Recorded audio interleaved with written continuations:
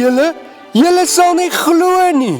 Ek het sopas die wonderlike, woeste storie van Daniël in die leeukuil gehoor. Het julle dit al gehoor? Daniël het elke dag gebid en tyd met God spandeer. Daar was mense wat jaloers was op hom en hom in die moeilikheid wou kry.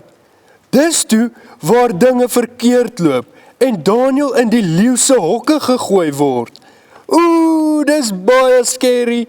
Voordat julle te groot skrik, maatjies, God het die leeu se bekke toegehou en Daniël was veilig.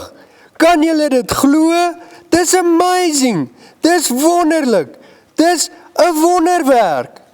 Hierdie wonderwerk het 'n groot verskil, nie net aan Daniël se lewe gemaak nie, maar ook aan baie mense om hom.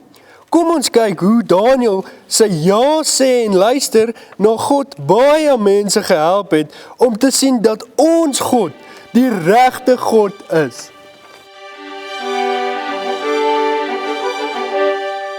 Maatjies, hierdie verhaal waar Daniël in die leeukuil gegooi is, vertel vir ons hoe God 'n wonderwerk gedoen het, toe Daniël ja sê en aanhou luister na God. Hierdie wonderwerk maak dat 'n groep mense wat God glad nie geken het nie, kon sien dat God God is en enigiets kan doen. Lees die hele storie in Daniël 6.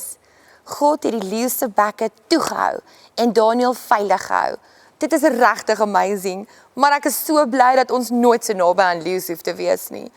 Die koning was so verlig en verwonder dat hy net daar besluit het dat Daniël se God, ons God, die regte God is en dat al sy mense, die hele land, vir God moet aanbid.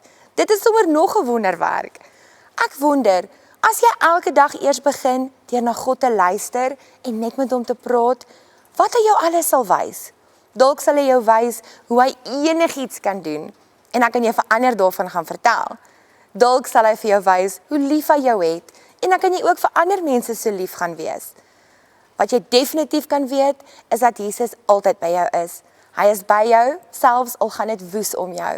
Hy is by jou, selfs al gaan dit sleg. Hy is by jou wanneer jy bang is. Hy is regtig altyd by jou. Sal jy ook elke dag met God praat, maatjie? En sal jy ook vir ander vertel dat God regtig God is en enigiets kan doen? Ons wil elke dag na God luister. En Daniël is vandag se superheld. En mag jy altyd weet, God is by jou.